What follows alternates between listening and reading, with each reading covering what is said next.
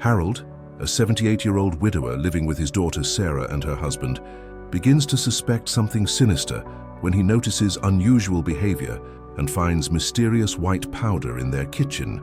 As his health mysteriously deteriorates and strange incidents pile up, Harold realizes his own daughter might be slowly poisoning him for his inheritance. In a desperate act of survival, he switches the powder, not knowing the devastating consequences that will follow. What unfolds is a heart-wrenching story of family betrayal, survival instincts, and the painful discovery that the people we trust most can become our greatest threat. Sais tu marmaka, I never thought I'd live to see the day when I'd have to outsmart my own daughter to stay alive.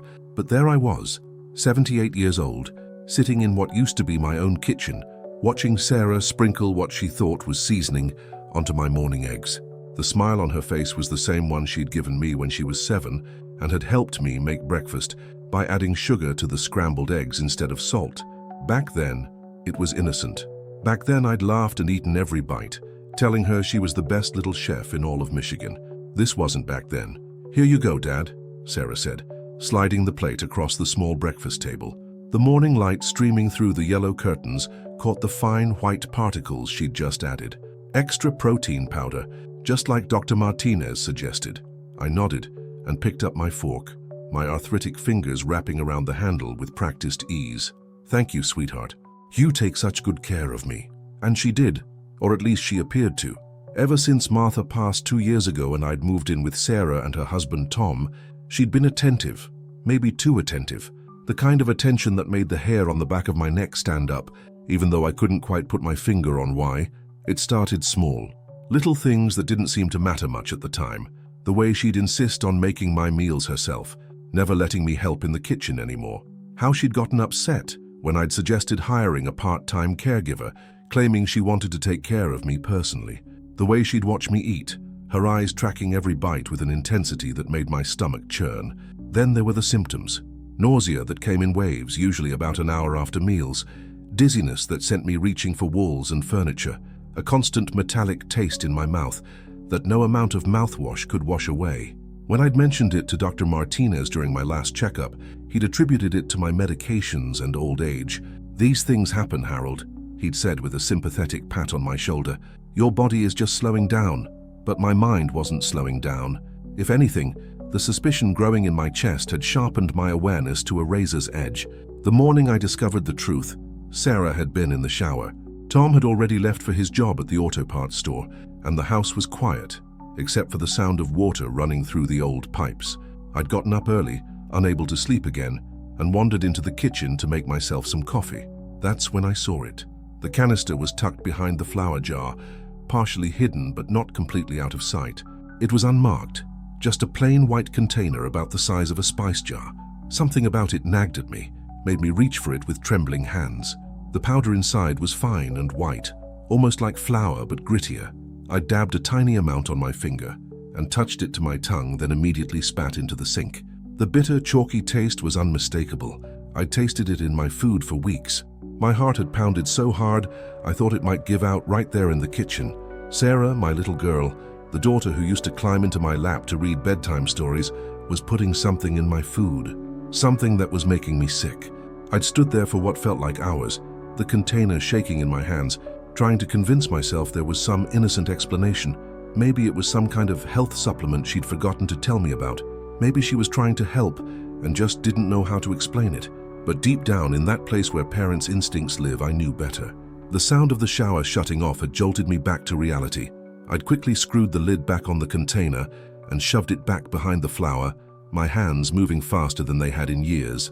By the time Sarah came downstairs in her pink bathrobe, I was sitting at the table with my coffee, trying to look like I'd been there the whole time. Now, 3 days later, I watched her add another pinch of the mysterious powder to my eggs, and I knew what I had to do. "I'm going to use the bathroom before I eat," I told her, pushing back from the table. "This old bladder doesn't wait for anyone." She laughed, the sound forced and brittle. "Don't be too long, Dad. You know how cold eggs get." I shuffled toward the hallway bathroom, making sure my steps sounded appropriately slow and unsteady. Once inside, I locked the door and counted to 30, then flushed the toilet and ran the water for good measure. But instead of returning to the table, I slipped into the kitchen through the back entrance, the one that connected to the utility room. Sarah was standing at the sink with her back to me, rinsing out the mysterious white container. Perfect. I moved as quietly as my old bones would allow, reaching for the salt shaker on the counter. My hands shook as I unscrewed the top, dumping a good portion of its contents into my palm. Then I crept back to the table and, with movements I hoped looked natural, began switching the powder on my plate with ordinary table salt. My heart hammered against my ribs as I worked. If Sarah caught me, I didn't know what I'd say. If I was wrong about this, I'd look like a paranoid old fool. But if I was right, I was saving my own life. I managed to get most of the suspicious powder transferred to my napkin, just as I heard Sarah's footsteps returning from the kitchen. I sat back down, folding the napkin carefully and placing it on my lap. "All better?" she asked, settling into her chair across from me. "Much," I said, picking up my fork again. "These eggs look delicious." I took a bite, tasting only the salt I'd substituted. It was over-seasoned now, but I smiled and complimented her cooking anyway.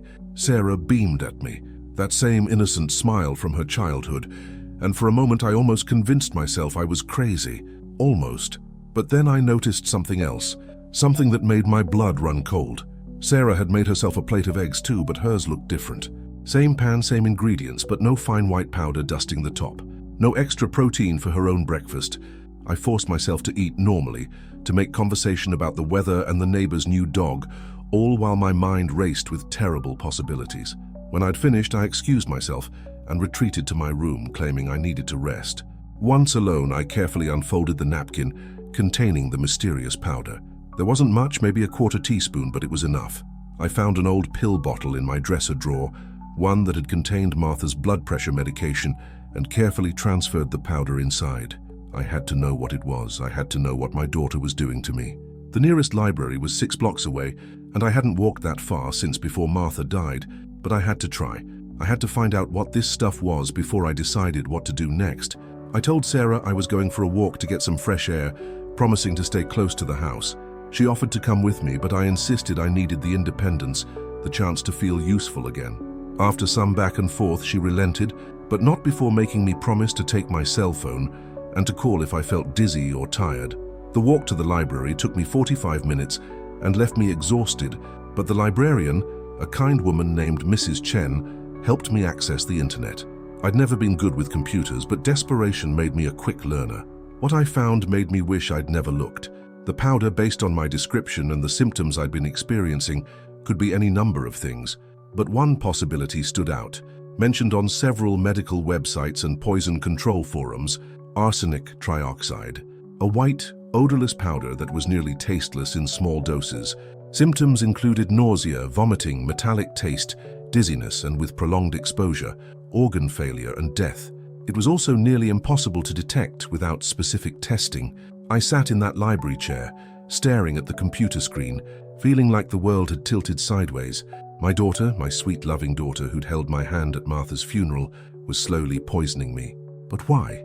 The answer came to me as I walked home, my steps heavier than they'd been on the way there. The house, the life insurance policy Martha and I had maintained, the savings account that Sarah knew about, the one we'd planned to leave her when we died. Money that would solve a lot of problems for a young couple struggling with Tom's irregular income and their mounting credit card debt. Money that Sarah would inherit much sooner if I died of natural causes. An old man's failing health wouldn't raise any questions. People would sympathize with her loss and admire how well she'd cared for me in my final months. By the time I reached the house, I'd made my decision. I couldn't confront Sarah directly. If I was right, it would only force her hand, make her more desperate, more dangerous. And if I was wrong, well, I'd rather be wrong and cautious than wrong and dead. I would gather evidence, document what I could, and most importantly, I would never eat anything she prepared again without taking precautions. As I climbed the front steps, Sarah opened the door with that same bright smile. "How was your walk, Dad? You look tired. Why don't you come inside and I'll make you some nice hot soup?" I smiled back, hoping it looked genuine. "That sounds wonderful, sweetheart. You're so good to me." But as I followed her into the house, I slipped the pill bottle containing the powder into my jacket pocket. Tomorrow I would find a way to have it tested. Tonight I would figure out how to stay alive until then, because now I knew the truth. My daughter was trying to kill me, and she had no idea that I knew. The game had changed, and for the first time in weeks, I felt like I might actually have a chance to win. The next morning, I woke up with a plan and a terror so deep it made my bones ache. I'd spent most of the night staring at the ceiling, listening to Sarah and Tom's muffled voices through the thin walls. I couldn't make out words, but their tone was urgent, almost argumentative. Every creak of the floorboards made me wonder if one of them was coming to check if I was still breathing. Sarah knocked on my door at 7:30 sharp, just like she had every morning for the past 2 months. "Dad, breakfast is ready. I made your favorite. Pancakes with that sugar-free syrup you like." My favorite. Right. Before Martha died, my favorite breakfast had been black coffee, and whatever leftover pie was in the refrigerator. Sarah's sudden attention to my dietary preferences had started around the same time as my mysterious illness. "I'll be right out, sweetheart," I called, my voice sounding steadier than I felt. I dressed slowly, deliberately, using the time to prepare myself for what I had to do. The pill bottle with the powder sample was hidden in my sock drawer, wrapped in one of Martha's old handkerchiefs. Today I would find a way to get it tested, no matter what it took. When I shuffled into the kitchen, Sarah was already seated at the table with her own plate. Plain pancakes, I noted, with regular butter and syrup. No mysterious white dusting on hers. "You look better this morning, Dad," she said, watching as I sat down. "More color in your cheeks." I hadn't looked in a mirror, but I doubted that was true. If anything, I felt worse. The constant anxiety was eating me alive from the inside out. But I managed to smile. I slept well. "That walk yesterday did me good." Sarah's face brightened. "I'm so glad. I worry about you pushing yourself too hard, but maybe a little exercise is exactly what you need." She was pouring syrup over my pancakes as she spoke, and I watched her hands carefully. No additional powder this time. Maybe she rotated between different foods to avoid suspicion. Or maybe she was giving me a day off to let my body recover before the next dose. The thought made my stomach turn, but I forced myself to eat. I needed to keep up the pretense, needed her to think everything was normal while I figured out my next move. "Sarah, honey," I said between bites, "I was thinking about going to see Dr. Martinez today, just a routine checkup. These dizzy spells have been bothering me." Her fork paused halfway to her mouth. "Oh, Dad, you just saw him 2 weeks ago, and you said yourself you're feeling better." "I know, but I'd rather be safe than sorry. At my age, you can't be too careful." I watched her face carefully as I spoke. There was something there, a flicker of panic, quickly suppressed. She set down her fork and reached across the table to pat my hand. "Of course, if that's what you want, but maybe we should wait until next week, I know, Doctor. Martinez is swamped this week, and I'd hate for you to waste a trip if he can't fit you in. Next week? By next week, I might be too sick to make the trip at all, or worse." I shook my head. "I'd rather try today. If he can't see me, I'll make an appointment for later this week." Sarah's smile tightened almost imperceptibly. "Well, if you insist. But I should drive you. You seemed so tired after your walk yesterday." "Actually, I was hoping to take the bus. You know how I like feeling independent." "Dad, that's ridiculous. The bus stop is 4 blocks away, and you'd have to transfer twice to get to Dr. Martinez's office. Let me drive you."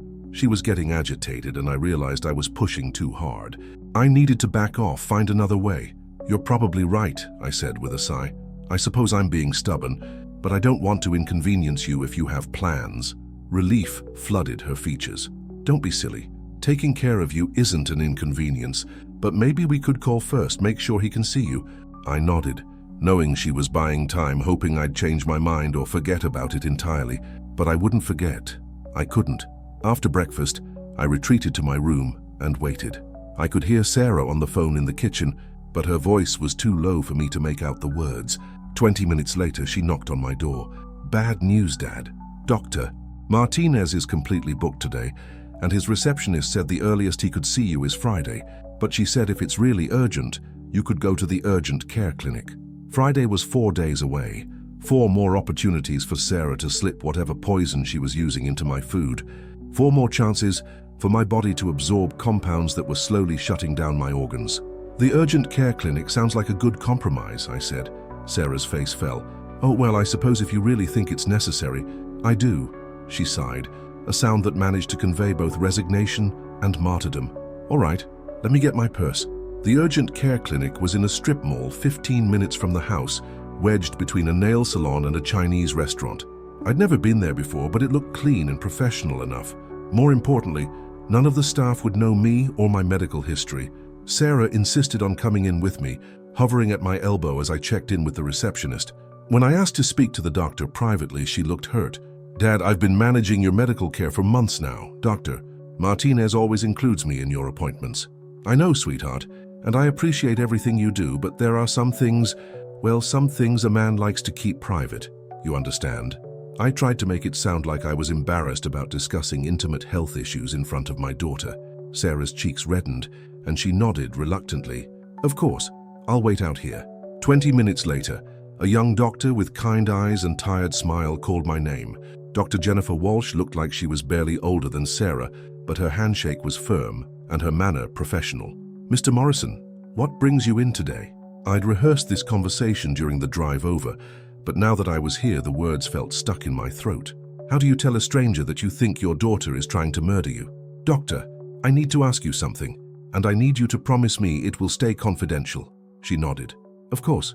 Patient confidentiality is absolute, unless you're in immediate danger of harming yourself or others.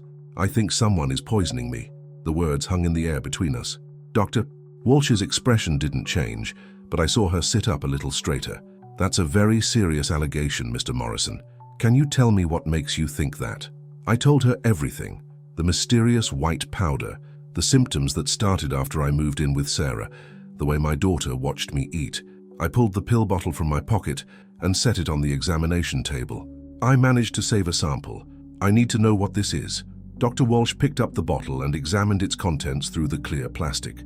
"Mr. Morrison, I have to ask, have you considered that there might be other explanations for your symptoms? Depression, anxiety, medication interactions?" "I've considered everything, doctor, but I know what I saw, and I know how I feel. Something is wrong, and I think this powder is the cause." She was quiet for a long moment, then nodded. "All right, I can't test this here, but I can send it to our lab for analysis. The results will take a few days, maybe a week. And in the meantime?" "In the meantime, I'd recommend staying somewhere else if possible. Do you have any other family or friends you could visit?" I thought about it. My brother lived in Florida, and we hadn't spoken in 2 years after a stupid argument about politics. Most of my friends were either dead or in nursing homes. The few acquaintances I had left wouldn't understand why I needed a place to stay, and I wasn't ready to explain the whole horrible situation to anyone else. Not really. "But I can manage at home if I'm careful about what I eat." Dr. Walsh looked concerned. "Mr. Morrison, if someone really is trying to poison you, being careful might not be enough. Have you considered contacting the police?" "With what proof? A pill bottle full of white powder and a story about my daughter being too attentive? They'll think I'm a paranoid old man." She couldn't argue with that logic. We both knew how these situations usually played out. Family members accused each other of terrible things all the time, especially when money and inheritance were involved. Without concrete evidence, it would be my word against Sarah's, and Sarah was younger, more articulate, and had been playing the role of devoted daughter for months. "All right, Doctor," Walsh said finally. "I'll rush the lab work, try to get results by the end of the week. In the meantime, I want you to promise me something." "What's that?" "Don't eat anything that anyone else has prepared. Buy your own food, prepare it yourself, and don't leave it unattended. And if your symptoms get worse, any worse at all, you call 911 immediately." I promised, and she gave me her direct phone number, making me swear to call her as soon as I got the test results. When I came out to the waiting room, Sarah jumped up from her chair like she'd been sitting on springs. "How did it go? What did the doctor say?" "She thinks it's probably just a medication interaction, nothing to worry about." Sarah's smile was so bright it could have powered the strip mall.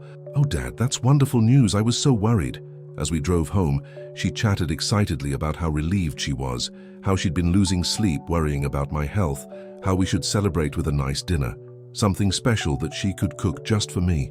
I smiled and nodded and played along, but inside I was counting hours. Hours until I would know for certain what Sarah had been putting in my food. Hours until I could prove that my own daughter was trying to kill me. And hours that I somehow had to survive until then. If this part of my story has touched something deep inside you, tell me from which part of the world you are listening to this. I'd love to know I'm not alone in this fight. The next 3 days were the longest of my life. I felt like a prisoner in my own son-in-law's house, watching every bite of food, every sip of water, every casual gesture from my daughter with the intensity of a man whose life depended on it, because it did. Sarah's behavior had become even more solicitous since my visit to the urgent care clinic. She knocked on my door every few hours to check on me, brought me cups of tea I pretended to drink, but poured down the bathroom sink and insisted on making elaborate meals that I claimed to eat while actually scraping most of the food into napkins and flushing it down the toilet later. By Thursday morning, I was weak from hunger and running on nothing but paranoia and determination. I'd been living mostly on crackers and peanut butter. I'd managed to sneak from the pantry when Sarah wasn't looking, and bottled water I kept hidden in my closet. My hands had developed a constant tremor that I told myself was from stress, not from whatever poison might still be working its way through my system. That's when Tom started asking questions. I was sitting in the living room, pretending to read a book about World War II that I'd picked up from the library, when he settled into the recliner across from me. Tom was a good man, hard-working, loyal to Sarah, kind to me in his straightforward way. But he wasn't particularly observant, and he trusted his wife completely. That was about to change. "Harold, can I ask you something?" I looked up from my book, noting the unusual tension in his voice. "Of course, son. Have you been feeling all right lately? I mean, really all right?" My heart started pounding, but I kept my expression neutral. "What do you mean?" Tom ran a hand through his thinning hair, a gesture I'd learned meant he was uncomfortable. "It's just, Sarah's been acting strange, really worried about you more than usual, and she's been asking me weird questions." "What kind of questions?" "About life insurance policies, about how long it takes for, for estates to get settled when someone passes away. She says she's just trying to be prepared, to understand what we'll need to do when the time comes," but he trailed off, but I could see the doubt creeping into his eyes. Tom was starting to wonder about his wife's motives, and I realized I might have found an unexpected ally. "Tom," I said carefully, "can I trust you with something?" He leaned forward in his chair. "Of course, what's wrong?" I told him everything. The mysterious powder, the symptoms, my visit to the urgent care clinic, the test I was waiting for. I watched his face go through a series of expressions: disbelief, confusion, and finally, a dawning horror that told me he was connecting dots he'd been trying to ignore. "Jesus Christ," he whispered when I finished. "You really think Sarah is... But that's impossible. She loves you. You're her father. I know how it sounds, Tom, but I know what I saw." He was quiet for a long time, staring at his hands. When he finally looked up, his eyes were haunted. "There have been other things," he said slowly. "Things I told myself didn't mean anything. She's been researching stuff online. Natural causes of death in elderly people, symptoms of heart failure, how long it takes for certain conditions to develop. And she's been weird about money lately, talking about debt consolidation and asking me how much we owe on the credit cards." My blood turned to ice. "How much do you owe?" "Too much. Between the house payment and my truck loan and the credit cards, we're barely keeping our heads above water. Sarah lost her part-time job at the bank 3 months ago, and unemployment only covers so much." 3 months ago, right around the time my symptoms started. "Tom, I need you to help me," I said. "The test results should come back tomorrow. If I'm right, if there really is poison in that sample, I'll need a witness, someone the police will believe." He nodded slowly. "What do you want me to do?" "Tonight, I want you to watch Sarah when she makes dinner. Really watch her. See if she adds anything to my food that she doesn't add to yours. And if she does, then we call the police." That evening, I sat at the dinner table trying to look normal, while my son-in-law watched his wife with the intensity of a hawk studying a mouse. Sarah had made pot roast, one of my favorites from before Martha died, and she'd been particularly cheerful all day, humming while she cooked and telling me stories about her childhood that I'd heard a dozen times before. "I hope you're hungry, Dad," she said, carrying a steaming plate from the kitchen. "I made this just the way Mom used to." Martha had never made pot roast in her life. She'd hated cooking meat, but I didn't correct her. Instead, I watched as Sarah set the plate in front of me, noting how her hand hovered over my food for just a moment longer than necessary. From across the table, Tom was watching too. I saw the exact moment he noticed what I had been seeing for weeks, the way Sarah's attention focused on my plate with laser intensity, the subtle movements of her hands as she adjusted my napkin and silverware, the fine white dusting that wasn't quite salt or pepper, but something else entirely. "Sarah," Tom said suddenly, his voice tight, "what did you just put on Harold's food?" She froze, her hand still hovering over my plate. "What do you mean?" "I saw you sprinkle something on his pot roast, something from your pocket." The temperature in the room seemed to drop 10 degrees. Sarah's face went pale, then flushed bright red. "I don't know what you're talking about," she said, but her voice cracked on the words. Tom stood up slowly, his chair scraping against the floor. "Empty your pockets, Sarah." "That's ridiculous. I'm not going to empty them now. For a moment I thought she might run. Her eyes darted toward the kitchen door, then back to Tom's face, measuring her chances. Then her shoulders sagged in defeat.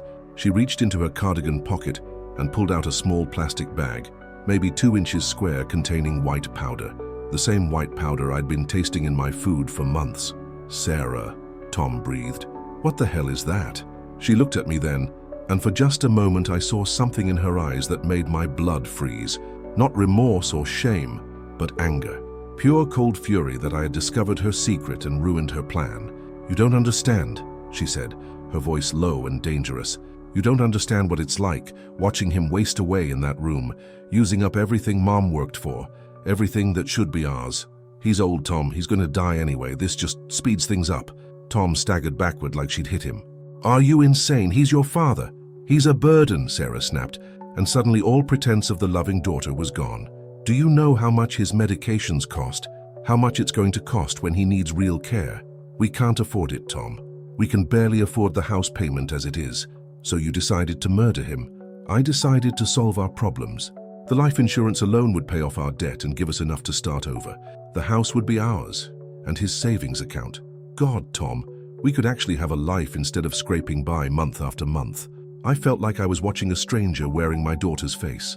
This cold, calculating woman couldn't be the little girl who used to crawl into my lap when she had nightmares, who'd cried when her goldfish died, who'd held my hand at her mother's funeral and promised we'd take care of each other. "How long?" I asked, my voice barely above a whisper. She looked at me with those strange, empty eyes. "What? How long have you been poisoning me?"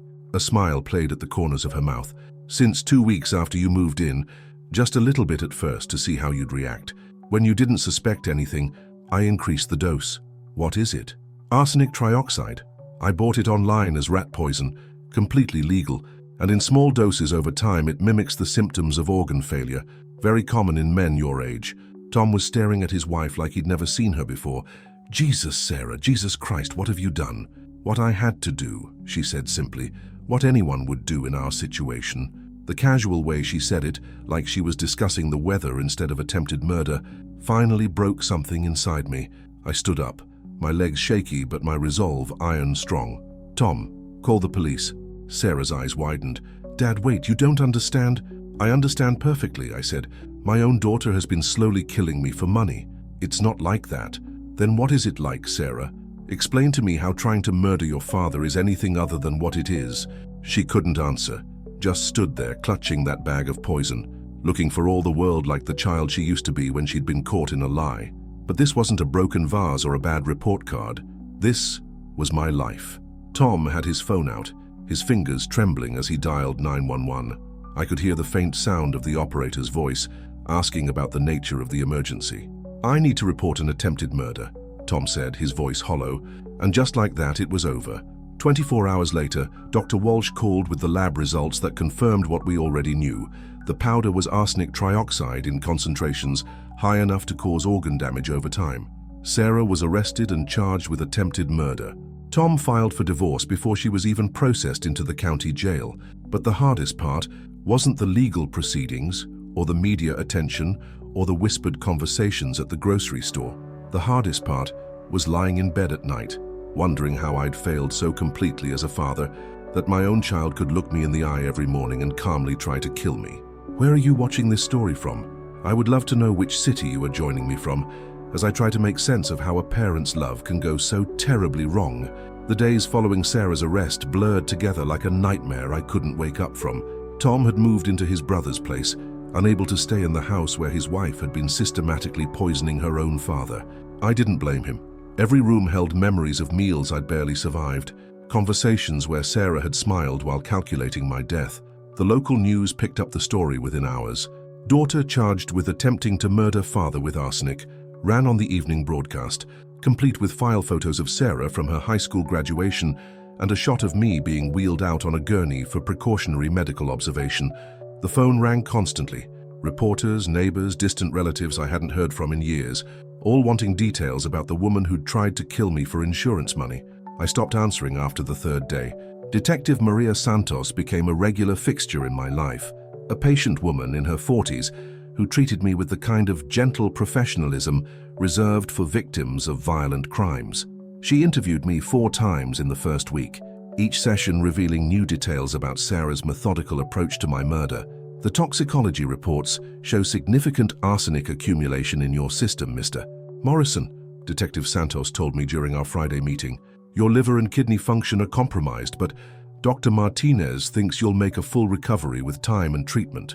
I nodded, trying to process the fact that my daughter had damaged organs I'd assumed would carry me to my natural death. How long would it have taken? Based on the concentration levels we found, and assuming she continued the same dosing pattern, maybe 6 more weeks. 8 at the outside. 6 weeks. I'd been 2 months away from dying, and everyone would have mourned my passing as the natural end of an old man's life. Sarah would have inherited everything, played the grieving daughter at my funeral, and gotten away with murder. Detective, I need to ask you something. She looked up from her notepad as, of course. Has Sarah said anything about why she did it? Detective Santos was quiet for a moment. Mr. Morrison, are you sure you want to hear this? I need to know. She sighed, flipping through her notes. She's been very forthcoming about her motives, claims she was trying to spare you a long, painful decline. Says watching her mother die was so traumatic that she couldn't bear to see you go through the same thing. I laughed, but there was no humor in it. Martha died in her sleep from a heart attack. She was gone in minutes. What traumatic decline? I know, sir. We verified the circumstances of your wife's death. Sarah's story doesn't match the facts. So why is she saying it? Because her lawyer told her to. They're building an insanity defense, claiming she suffered a psychotic break brought on by grief and financial stress. Insanity defense, as if loving someone so little that you'd murder them for money was a form of mental illness instead of pure evil. Will it work? Detective Santos shrugged. Hard to say. The premeditation makes it difficult. She researched the poison online, ordered it deliberately, administered it systematically over months. That suggests clear thinking and planning, not a psychotic break. 3 weeks after Sarah's arrest, she requested a visit with me. The request came through her lawyer, a slick young man named Patterson, who wore expensive suits and spoke in the kind of measured tones that made everything sound reasonable, even attempted murder. My client is experiencing significant remorse about her actions, Patterson told me over the phone. She's asked repeatedly to see you, to explain her state of mind and perhaps provide some closure for both of you. I don't need closure from someone who tried to kill me, I said. I understand your reluctance, Mr. Morrison, but Sarah is still your daughter. Despite everything that's happened, she loves you and wants the chance to explain. Loves me. The woman who'd been poisoning my food for months, who'd watched me grow weaker and sicker with each passing day, who'd smiled while calculating how much money my death would bring her. That woman loved me, but something in me needed to hear what she had to say. Maybe it was the parent in me, still hoping for some explanation that would make sense of the senseless. Maybe it was simple curiosity about how someone justifies attempted murder to themselves. Or maybe I just needed to look her in the eye and ask why. The county jail was a concrete block building that smelled like disinfectant and despair. I'd never been inside a jail before, never imagined I'd be visiting my own daughter in one. The guards were polite but thorough, searching me and explaining the rules before escorting me to a small room with fluorescent lighting and a table bolted to the floor. Sarah looked smaller than I remembered, wearing an orange jumpsuit that made her skin look sallow. Her hair was pulled back in a messy ponytail, and she had dark circles under her eyes that spoke of sleepless nights. For just a moment, seeing her like that, I felt a flicker of the protective instinct that had defined my relationship with her for 34 years. Then I remembered the taste of arsenic in my morning eggs, and the feeling died. Dad. Her voice was barely above a whisper. Thank you for coming. I sat down across from her, the table a barrier between us that felt both physical and metaphorical. Your lawyer said you wanted to explain. She nodded, tears already forming in her eyes. I don't know where to start. Start with why. The question hung in the air between us. Sarah stared at her hands, folded on the table in front of her, and when she spoke, her voice was so quiet I had to lean forward to hear her. Do you remember when I was 12 and Mom got sick with pneumonia? I frowned. Vaguely. She was in the hospital for a few days. A week, Sarah corrected. She was in the hospital for a week, and the whole time, I was convinced she was going to die. I couldn't sleep, couldn't eat. I kept imagining what would happen to us if she didn't come home. But she did come home. She was fine. I know that now. But that week, it changed something in me. I became obsessed with the idea of losing people I loved. I would lie awake at night, planning for every possible tragedy, every way you or Mom might leave me. She looked up then, and I saw something desperate in her eyes. When Mom died, it was like my worst nightmare coming true, but it was also quick. She didn't suffer. She didn't waste away in a hospital bed for months while I watched her disappear piece by piece. What does this have to do with you poisoning me? Everything. The word came out as a sob. Don't you see? I couldn't bear to watch you die slowly. I couldn't stand the thought of you in pain, confused, maybe not even remembering who I was at the end. So you decided to kill me faster? I decided to spare you that suffering.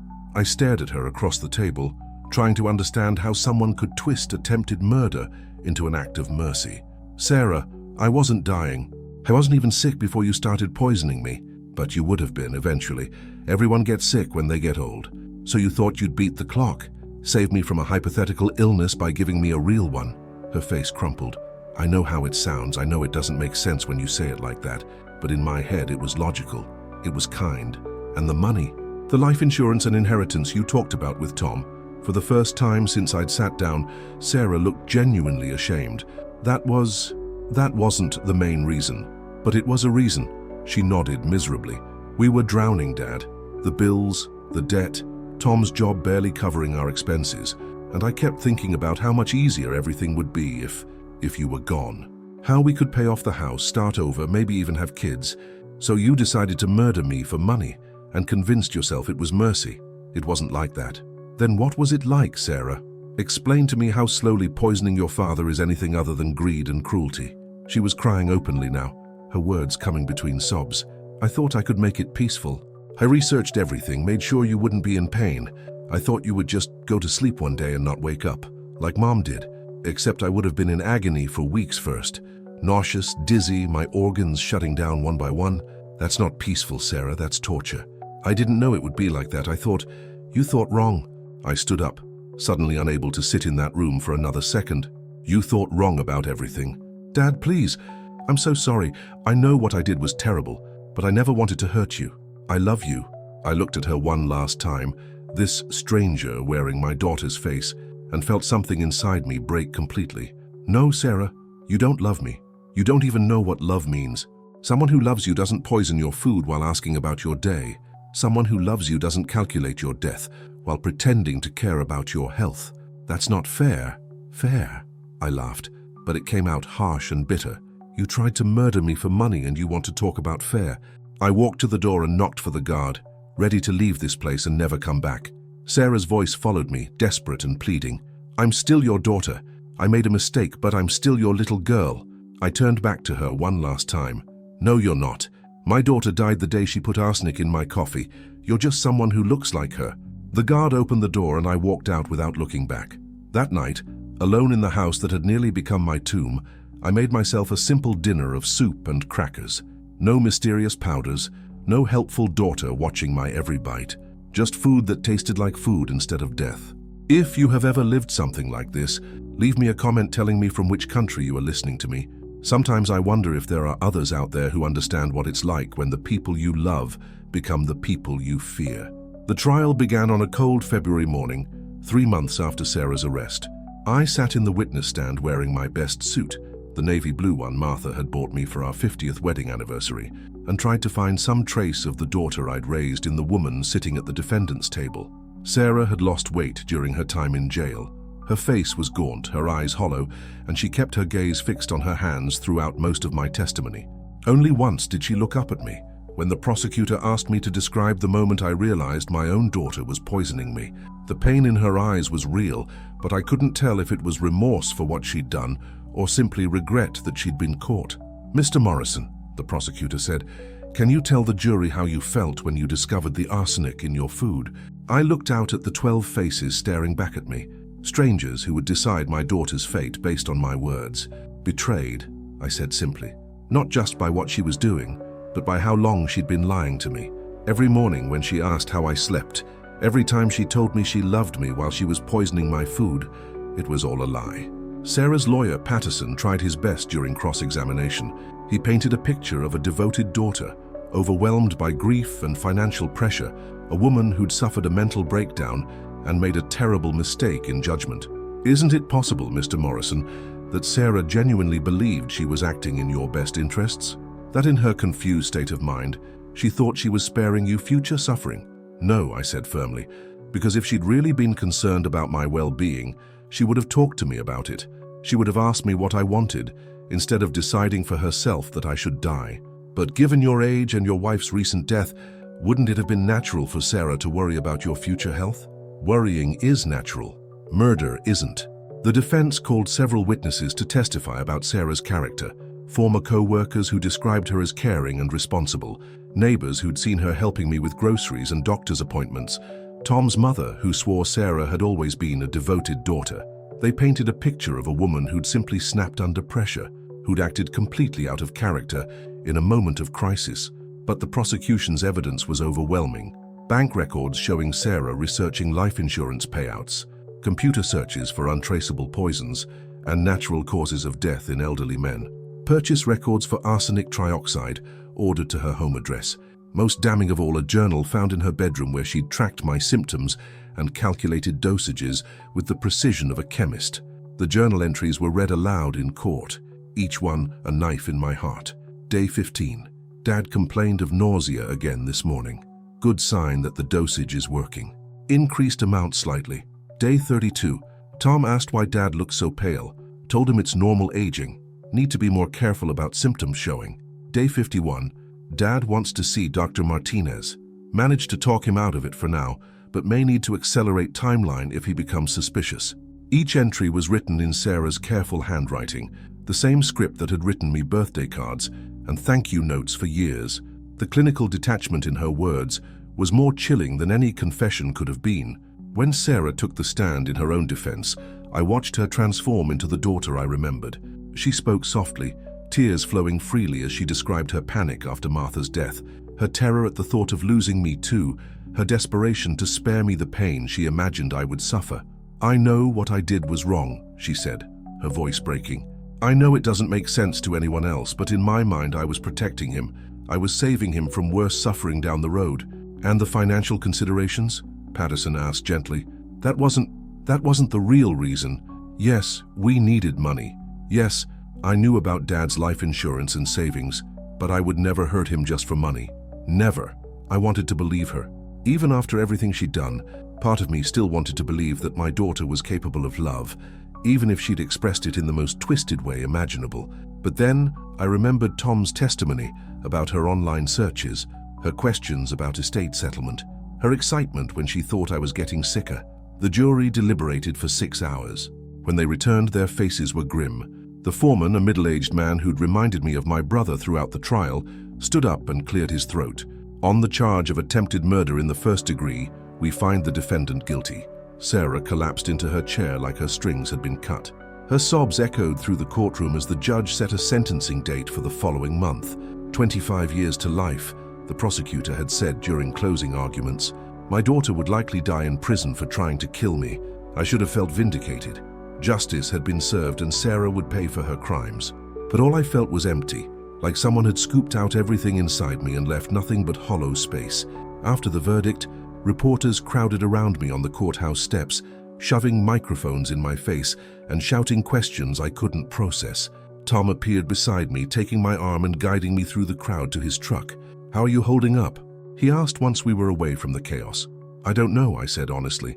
"I thought this would bring closure, but it just feels like another ending." Tom nodded.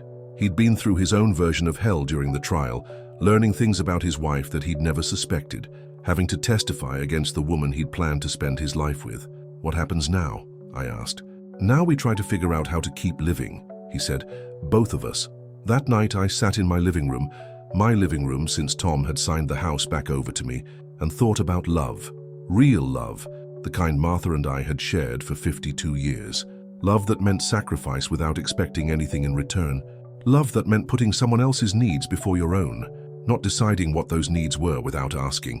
Sarah had claimed to love me, but what she'd felt wasn't love at all. It was possession, control, the desire to manage my life and death according to her own fears and needs. Real love would have meant accepting my choices, respecting my autonomy, allowing me to live and die on my own terms. I thought about calling my brother in Florida, maybe trying to repair the damage from our stupid political argument.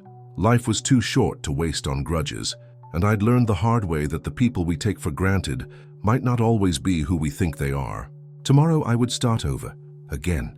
At 78, I would figure out how to build a life without my daughter in it, how to trust people again, how to eat a meal without wondering if someone was trying to kill me. Tonight, though, I just sat in the quiet house and mourned for the daughter I'd lost long before I ever discovered the arsenic in my food. 6 months after the trial, I moved to a small apartment across town. The house held too many ghosts, not just of Sarah's betrayal, but of the life Martha and I had built together. The family dinners where we'd laughed and shared stories. The quiet evenings when Sarah would call to check on us just because she cared. Or at least I'd thought she cared. The apartment was on the second floor of a converted Victorian, with big windows that let in the morning sun and a kitchen just large enough for one person who'd learned to cook for himself again. Mrs. Patterson, no relation to Sarah's lawyer, lived downstairs and kept an eye on me without being intrusive. She was a widow too, understood the strange loneliness of outliving the people you'd expected to die beside. I started volunteering at the senior center 3 days a week, helping other elderly folks with their computer skills and tax paperwork. It felt good to be useful again, to have something to offer besides my own tragic story. The local news had moved on to other scandals, but people still recognized me sometimes. The old man whose daughter tried to poison him. I'd learned to smile politely and change the subject. Tom visited every few weeks. He'd moved to Chicago after the divorce was finalized, started fresh with a new job and a small apartment near his brother. He looked better each time I saw him.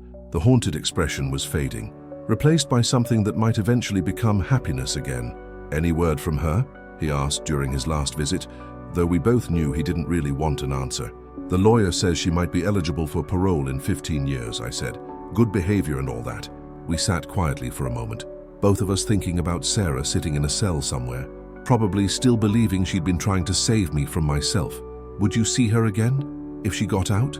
I'd thought about that question many times during the long nights when sleep wouldn't come. I don't know, maybe.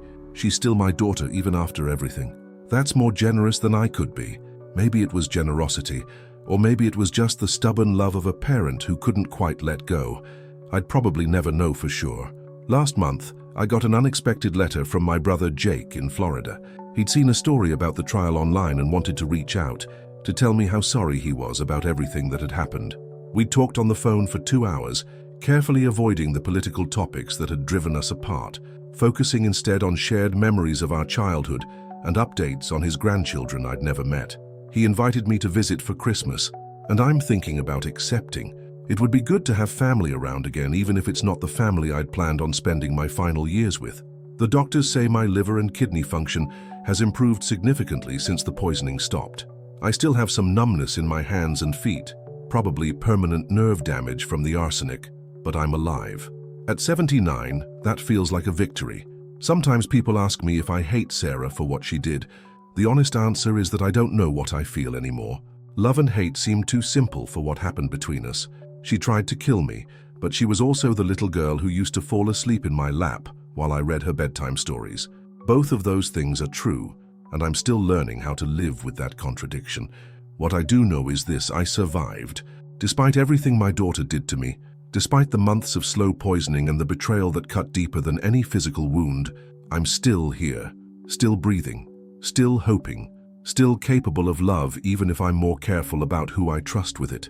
I make my own meals now, simple things that taste exactly like what they are. No mysterious flavors, no hidden ingredients, no one watching to see if I finish what's on my plate. Just food, prepared with my own hands, eaten in peace. It's not the life I planned, but it's mine. And for now, that's enough. If you've stayed with me through this entire story, if you've listened from wherever you are in this world, whether that's a small town in America or a big city halfway around the globe, thank you. Thank you for hearing my truth, for understanding that sometimes the people we love most can become the people we fear most, and for believing that it's possible to survive even that. Sometimes survival is the greatest victory of all.